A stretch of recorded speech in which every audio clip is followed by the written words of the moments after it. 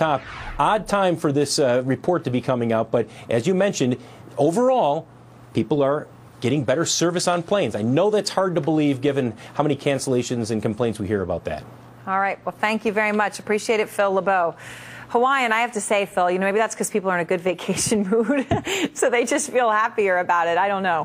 Well, today's story got us thinking about a lot of things, but in particular about this. Are 33 years of deregulation adding up to an industry that has cut too many corners? Since 1978, the airline industry has lost about $60 billion domestically, and about 188 airlines have declared bankruptcy in the United States. So is it time for the government to step back in? We asked you to weigh in, and while some of you were in favor, the verdict was a very firm no. Aaron summed up your thoughts. He said the simple answer to this is no, and his caps and exclamation point. I think we can take a look at the Postal Service for the answer as to why we do not want the government running our airlines. Joining us, Peter Schiff, president of Euro Pacific Capital, and David Callahan, senior fellow at Demos. Okay, good to have both of you with us. I appreciate it. David Callahan, let me ask you this, though. It's not just some of the numbers we threw out in our introduction, but it's also that no matter what list you'd like to look at in terms of top-ranked airlines around the world, there are no American companies on any of them. And in fact, all the companies that tend to be on them, minus maybe one on some lists, are state-owned or majority state-owned airlines, whether it's Air New Zealand, Emirates, or Singapore, just to name a few. Can the government do a better job? Well, I think that the government can certainly do a better job in enforcing higher safety standards on airlines, and that, I think, is the most important issue. Flying may be safer now than it used to be, but the question is it as safe as it could be or should be? And I think the answer is no. There are all sorts of evidence of corner cutting by airlines. USA Today did a big study last year, found that 65,000 flights had taken off in the previous 6 years that shouldn't have taken off because of safety problems. Lots of horror stories out there about the airlines contracting out to repair maintenance people who aren't certified or who are under-equipped. So the FAA needs to do a better job, but it hasn't had the resources.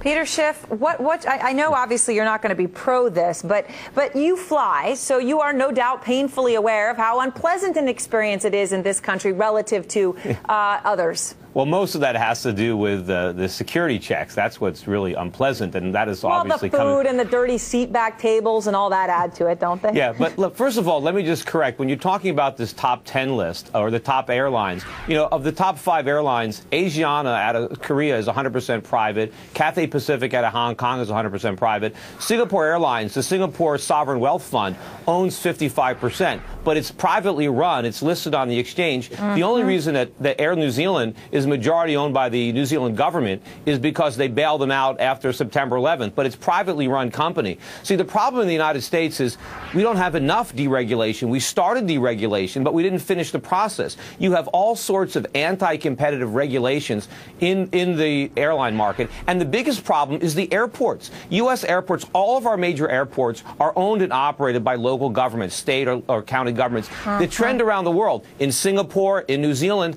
those airports have been privatized. They are for-profit entities. They're not run by the taxpayers. They're run for a profit by private business, and they're much more efficient. And it's the airports that are really screwing up travel even more than the airlines. Which is an interesting point. David Callahan, I know, studies would show, obviously, air travel in general is much safer than it used to be. So I think it's fair to acknowledge that. But when people hear the headlines they hear over the past few days, and when they fly planes that they can just see are significantly older, perhaps, than some people feel comfortable, it does add to a perception issue out there. But would more government involvement help at all? I mean, to Peter Schiff's point, sure, some of these have some private stakes in them in these highly ranked airlines, but they do benefit from the government subsidy. Well, there's no question that more government oversight would help with the safety issue.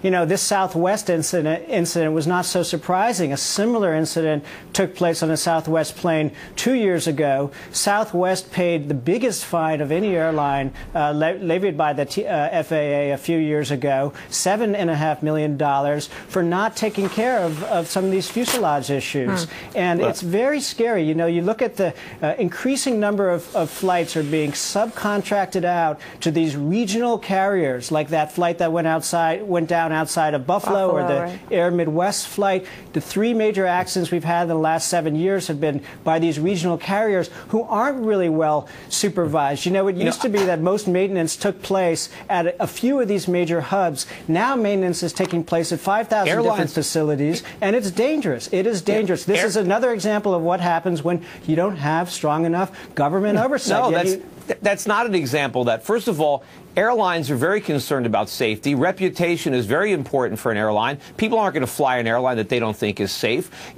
Government doesn't do this. If anything, maybe you can cut corners because you have government inspectors.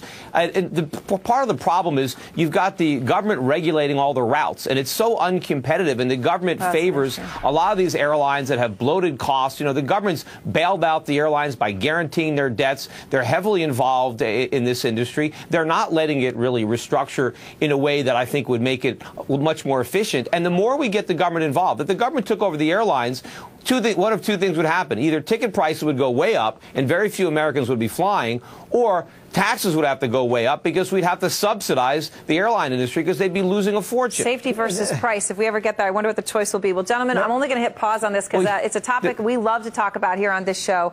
I will just say this to both of you. Peter Schiff, if you haven't flown Emirates, and I'm sure you have, wow, it's heaven on earth. Look, I've flown all those airlines, and yes, they do have great international service. There's no question about it. All right. That international service, but it's not because of the government has an investment stake in those businesses. They are privately owned, for-profit airlines.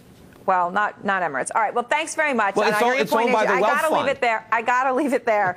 So we'll no doubt continue to talk about it. Thanks to both of you. Closing in on the final hour of trade, let's find out what's happening on the closing bell, business class or first class edition, as always. Bill Griffin. There is a Hawaiian Air, as you point out, people are on vacation.